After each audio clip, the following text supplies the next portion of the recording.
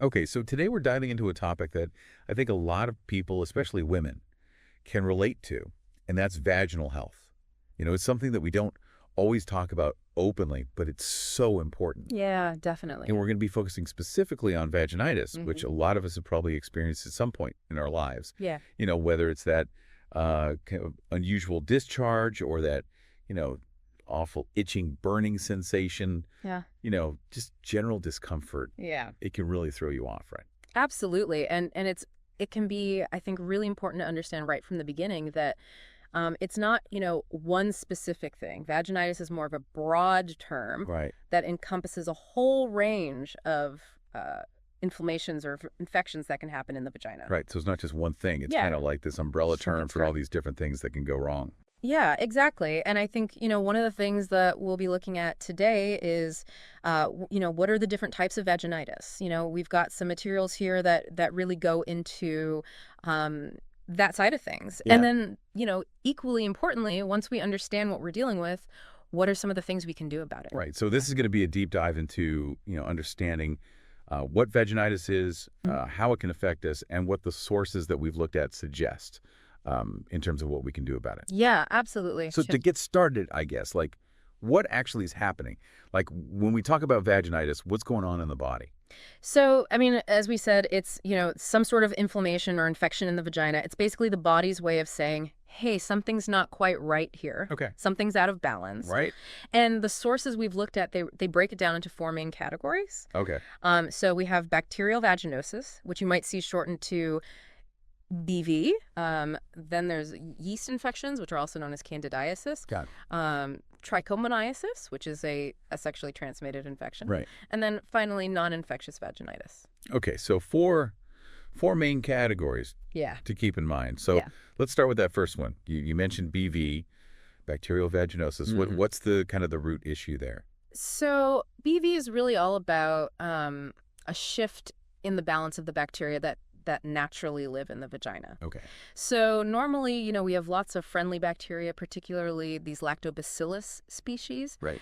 But with BV, what happens is these good guys kind of get outnumbered by other types of bacteria.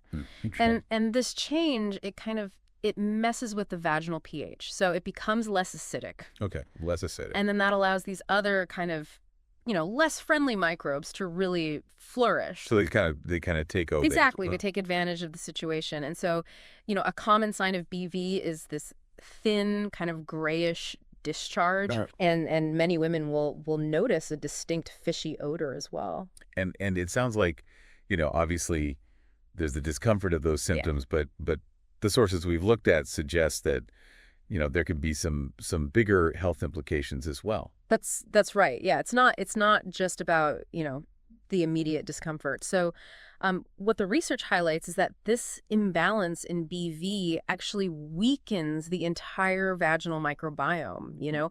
It's not just about those specific bacteria that are causing the problem. It's kind of knocking the whole system out of whack. Right. The whole ecosystem is kind of disrupted. Exactly. And what's fascinating is that, the research points to this decrease in lactic acid production by those lactobacillus Right. as being a major factor. And it's not just about the pH going up. Right. It also reduces the natural antimicrobial defenses that are usually present. So Oh, so we're more susceptible to other infections then potentially. potentially, yeah. And some studies even suggest that it can affect the protective lining of the vagina, which, as you can imagine, can increase the risk of STIs. Right.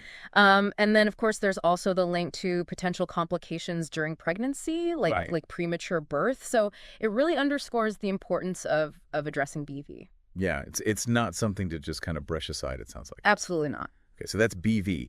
Now, yeast infections, I feel like that's something a lot of women will have experienced. Very common. What's going on there? So yeast infections, or candidiasis, as they're also known, are usually caused by an overgrowth of a particular type of fungus called Candida albicans. Okay, so it's a fungus It is. that's causing the problem there. Yeah. And you'll often see this thicker white discharge with yeast infections. Right, almost like cottage cheese, right? Yeah, that's a good description. Yeah. And along with that, intense itching and burning. Yeah. And there are a number of things that can trigger this kind of overgrowth. Antibiotic use can be a big one because it can wipe out, the good bacteria along with the bad bacteria. Right, right. Hormonal fluctuations, things like your period or pregnancy can also play a role. And even just a temporary dip in your immune system can sometimes create the right conditions for this yeast to multiply. So it's kind of taking advantage of a weaker system in a way. Exactly. Okay, and the impact there as well, it sounds like it's not just the kind of immediate discomfort. Yeah. There could be some longer-term consequences as well. There can, yeah. So if yeast infections keep coming back, Right. that recurrent inflammation, it can actually weaken the natural barrier and immune defenses within the vagina over time. So, it can make it more susceptible to other issues down the line. Okay, so important to get it under control. Absolutely. All right, and then trichomoniasis, that's the one that's an STI, correct? Yes. That's right. Okay, so what's going on there? So trichomoniasis is caused by a tiny little parasite. Oh, a parasite. Yeah, it's a single-celled parasite called Trichomonas vaginalis. Okay. And symptoms, they can include a frothy discharge. Okay. Sometimes it can be kind of yellow-greenish in color. I got it. Itching, irritation. Right. But it's important to note that some people, they might not have any noticeable symptoms at all. Oh, really? Yeah, and that's why testing is so important if there's been any risk of exposure. Right, okay, yeah. Because, even without symptoms, you can still have the infection and transmit it. Right, right. So trichomoniasis, what are the main concerns there, beyond just the immediate infection? Right. So like BV, trichomoniasis also disrupts that delicate balance of the vaginal microbiome. Okay. And it causes quite a lot of inflammation. Right. And if it's left untreated, it can increase the risk of developing pelvic inflammatory disease, Okay. or PID, which can have serious long-term consequences for women's reproductive health. Right. And additionally, having trichomoniasis can make it easier to contract other STIs. So, it's really important to get diagnosed and treated early. Yeah, to prevent those other potential problems. Exactly. Okay, and then finally we have the non-infectious vaginitis. Right. This sounds a little different from the others. It is, yeah. What's going on there? So non-infectious vaginitis, it's not caused by, a specific bacteria or fungus or parasite. Okay, so it's not an infection. It's not an infection in the traditional sense. Right. It's often triggered by irritation. Okay. So things like scented soaps or douches, or even certain fabrics in clothing. Okay, so just things that are irritating to the area. Exactly, yeah. Okay. And hormonal changes can also be a big factor. Right. Particularly as women go through perimenopause and menopause. Right. When estrogen levels decline, it can lead to vaginal dryness, burning, itching. Right, okay. So it's more about those external triggers or internal changes. Okay. Rather than an infection per se. But it sounds like, even though it's not an infection, it can still have some consequences. It absolutely does. So even though there's no, pathogen involved, Right. non-infectious vaginitis can still compromise the vagina's natural protective barrier. Okay. And vaginal dryness, which is a common symptom, can actually lead to tiny micro tears in the vaginal lining. And that can make the area more vulnerable to actual infections down the line. Okay, so it kind of creates this vulnerability. Yeah, it kind of sets the stage for potential problems. Okay, so it sounds like, across all these different types of vaginitis. Yeah. There's this, this importance of maintaining a healthy balance. Absolutely. In the vaginal environment. That's key. Which brings us to the vaginal microbiome. Right. Which the sources we've looked at really emphasize. It's fundamental, yeah. Yeah, so what is that exactly? So the vaginal microbiome, it's this incredible community of microorganisms that live in the vagina. And in a healthy vagina, it's dominated by these lactobacillus bacteria. Okay, lactobacillus. Yeah, we keep coming back to them. Yeah, they're the good guys. They're the good guys. Yeah. They're like the keystone species in this whole ecosystem. So what do they actually do? So these lactobacillus, they're like little powerhouses. Okay. They produce lactic acid. Okay. And that's what helps to maintain that crucial acidic pH in the vagina. Right. Which is typically in the range of 3.8 to 4.5. Okay. And that acidic environment, it acts as a natural defense. Right.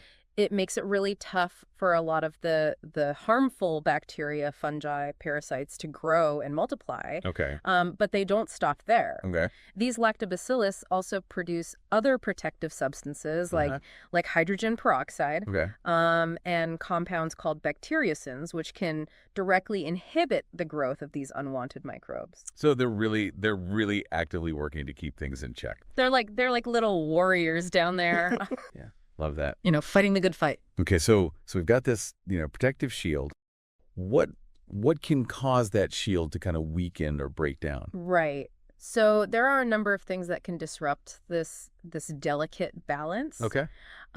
Antibiotic use is a big one, Right. mentioned before, because it can wipe out both the good and bad bacteria. Right. Indiscriminate. Yeah, it doesn't discriminate. No. Hormonal fluctuations throughout a woman's life, Right. those can definitely play a role. Okay. Periods of stress Yeah. can impact the immune system, and that can have knock-on effects. Okay. And even, certain hygiene practices like douching. Douching. Right. Yeah, that can really mess with the balance of the vaginal microbiome. It's important to be mindful of that. Absolutely. And when that happens, when those lactobacillus numbers go down, Right. the pH can rise. Right. And that creates the opportunity for those less friendly microbes to flourish. So it's like if the good guys are weakened, the bad guys can kind of Yeah, they can move in and take over. take over. Yeah. Okay, and it sounds like the benefits of a healthy microbiome, Yeah, they go beyond just preventing infections, right? absolutely. What other roles do those beneficial bacteria play? So yeah, that low pH that they create, Right. that's the first line of defense. Right. But it also helps to bolster the local immune defenses in the vagina. Okay. So it's better equipped to fight off anything that does manage to get through. Okay. It helps to protect the delicate lining of the vagina from chronic inflammation Right. and even potential tissue damage. Right. And, this is where the idea of using probiotics to Yeah. help restore and maintain this healthy balance comes into play. Okay, yeah, we'll get to that. Yeah. So we've talked about, what vaginitis is. Right.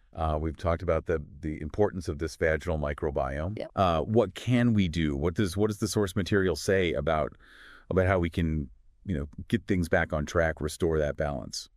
So they talk about this holistic approach to addressing vaginitis, which is really about Right. tackling the underlying factors and strengthening the body's natural defenses. Okay, so it's not just treating the symptoms. No, It's exactly. about kind of getting to the root cause. Yeah, looking at the big picture. Okay. So the first key step is replenishing those beneficial bacteria Okay. we've been talking about. Yeah, the lactobacillus. Yeah, exactly. And this is where targeted probiotics can be helpful. Okay, so we're talking about probiotics specifically designed for vaginal health. Yeah, that's right. Okay. The source specifically highlights a number of strains: Lactobacillus acidophilus, Right. L. rhamnosus, L. reuteri, L. plantarum, and then also Bacillus coagulans. Okay. And they all have their own specific roles to play in terms of, helping to reestablish that healthy balance, Right. lower the vaginal pH, and inhibit the growth of those harmful microbes. So it's not just about any probiotic. It's about specific strains that are known to be helpful for vaginal health. Exactly, yeah. It's about choosing the right tools for the job. Right, Yeah. right. So beyond probiotics, what else does this holistic approach involve? So another key aspect is addressing inflammation, Okay. because as we've seen, inflammation is a big part of the problem with many types of vaginitis. Right. So certain natural compounds like aloe vera, Okay, aloe vera. reishi mushroom are known for their anti-inflammatory properties. Right. So they can help to soothe the irritated tissues and support the healing process. Okay. And then, supporting the body's own immune function is also key in the long run. Okay. Yeah. We don't want to just be fighting fires all the time. Right. We want to strengthen those natural defenses. So ingredients like arabinogalactin and reishi mushroom, again, Okay. are mentioned for their potential to help bolster the immune system. Okay, so it's kind of like a two-pronged approach, right? Yeah. You're kind of attacking the problem, and then you're also strengthening the body's natural defenses. Yeah, it's about creating the right conditions for the body to heal itself. Right, right. And then finally, the approach also includes targeting those opportunistic pathogens that might be present. Okay. And for this, natural antimicrobials can be helpful. Okay. So things like oregano leaf extract, Okay. caprylic acid, Okay. black walnut hulls. Okay. The idea here is to kind of help combat those less desirable microbes Okay. without further disrupting the beneficial lactobacillus. So it's about kind of being targeted in your approach. Exactly, yeah. Right. It's not about just, wiping everything out. Right. It's about restoring that balance. Right. Okay, that makes sense. Yeah. So The sources also talk about a specific product called Balance Complex Right. in this context. So what can you tell me about that? Yeah, so Balance Complex is it's described as a scientifically formulated vaginal probiotic supplement. Okay. And it's really designed to address those root causes of vaginitis that we've been talking about Right. and to promote a healthy vaginal environment. Okay. So it's kind of this comprehensive solution that combines the beneficial probiotics with natural antimicrobial ingredients and things that support the immune system. Okay. And the goal is to, help restore balance, Right. reduce inflammation, Right. protect against recurrent issues. Yeah. So it's really trying to tackle the problem from multiple angles. Right. And it sounds like this product has been around for a while. It has, yeah. It's not a new kid on the block. According to the information we have, it's been available for over 10 years. Okay. And they've sold over 15 million capsules. Wow. So people are obviously using it and feeling like it's helping them. Yeah, it seems to be resonating with a lot of people. Okay. So this is a probiotic that's specifically formulated for women's vaginal health. That's right. Okay. And it contains 100 billion CFUs. That's right, yeah. Colony-forming units. Yeah, per gram of probiotics, which is a substantial amount. Yeah. And then along with that, it also has cranberry extract and demonose, which are often associated with supporting urinary tract health. Okay, so there's kind of that added benefit as well. Yeah, it's kind of a 2-for-1 in a way. Right, right. And it also mentions over 17,800 five-star reviews on Amazon. Yeah. So it's obviously getting a lot of positive feedback. Seems to be working for a lot of people. Okay, so it's described as a maximum strength 17-in-1 strain blend. Yeah. Specifically for odor, itching, and discharge. Right. So it's really targeting those common symptoms that we were talking about earlier. And then in terms of the manufacturing, it's produced in an FDA-registered and GMP-certified facility. Okay, so that's good to know. Yeah, so it's meeting those quality standards. Right. And then finally, there's also a 100% money-back satisfaction guarantee mentioned. Okay, so they're standing behind their product. They are, yeah. Okay. They seem confident in it. So let's dig into some of the specific ingredients that are listed in Balance Complex. Okay. And what the source material says about their benefits. All right. So at the core of Balance Complex, we have the Vaginal Probiotic Blend, which delivers that 100 billion CFUs per gram. Right. And this blend includes, as we mentioned, Lactobacillus acidophilus, which is really effective at maintaining a low vaginal pH. Okay. Lactobacillus rhamnosus, which has been studied for its ability to strengthen the immune system. Okay. Lactobacillus reuteri, which is thought to help reduce inflammation and promote healing. Lactobacillus plantarum, which offers antioxidant protection and may support tissue repair. Okay. And then finally, Bacillus coagulans, which is a really interesting one. Okay. It's a spore-forming probiotic.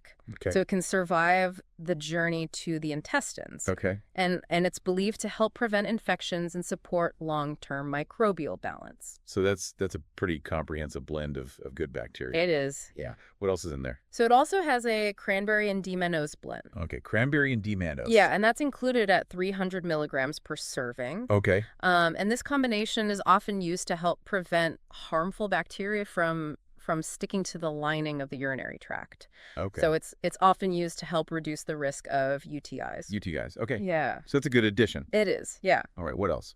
We've got 250 milligrams of oregano leaf extract. Okay. Oregano. Yeah, which is a well-known natural antimicrobial that can help fight off bacteria, yeast, even some parasites. Then there's caprylic acid at 400 milligrams. Okay, caprylic acid. Yeah, and that's it's a fatty acid that specifically targets fungal overgrowth. Okay. So things like candida. Right, which we talked about before. Exactly. Then they've also added protease and cellulase, which are digestive enzymes. Right. And these enzymes can actually help to break down biofilms. So biofilms they're kind of like a sticky matrix that harmful bacteria can create. Okay. And it makes them harder to get rid of.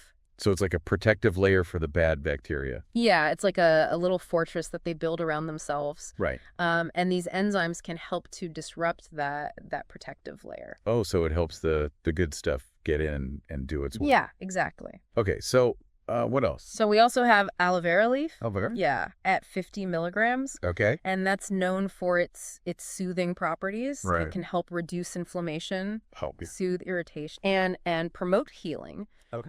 Arabinogalactin is also included at 50 milligrams. Arabinogalactin. Yeah, and that acts as a prebiotic. Okay. So it helps to nourish the beneficial bacteria Right. and enhance immune function. Okay, so we're feeding the good guys. Exactly. Okay. Then we have anise seed, black walnut hulls, and wormwood, Okay. all at 50 milligrams each. Okay. And these offer a range of additional antimicrobial and anti-inflammatory benefits. Okay. So black walnut hulls, for example, are often cited for their antifungal and antibacterial properties. Right. And wormwood has traditionally been used to combat bacterial and parasitic infections. Okay.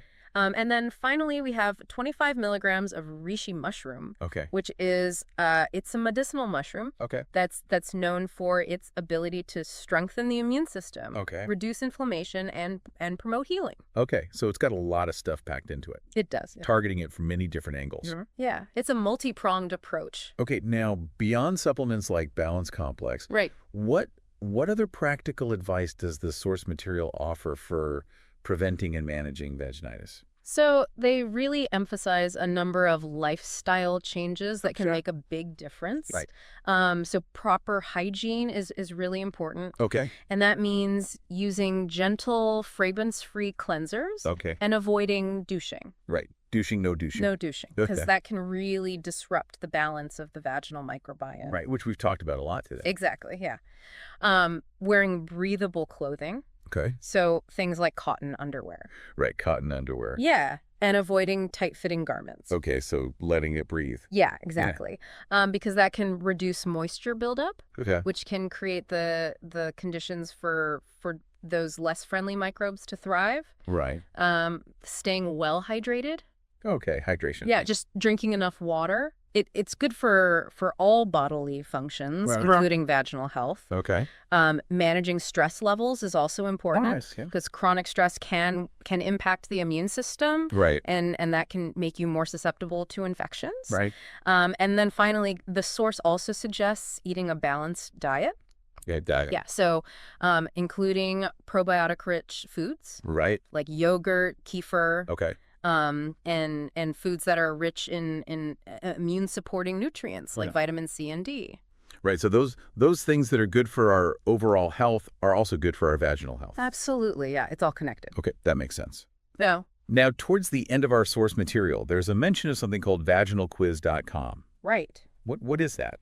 So vaginalquiz.com is it's described as a quick science-backed online quiz, Okay. and it's designed to give you a personalized analysis of your vaginal health in under 2 minutes. Okay, so it's pretty. Yeah, very quick. And the idea is to help you understand, what your body might be needing, Okay. particularly if you're experiencing, recurring infections, Right. issues with dryness, Right. or even a dip in libido. Okay, so it's kind of a broad, it's looking at a range of potential issues. Yeah, it's kind of taking a holistic view of vaginal health. Okay. And it's described as a fast, free, and private way for women to get some initial insights into their intimate wellness. Okay, so it's kind of like a first step. Yeah, it's a good starting point. Right. If you're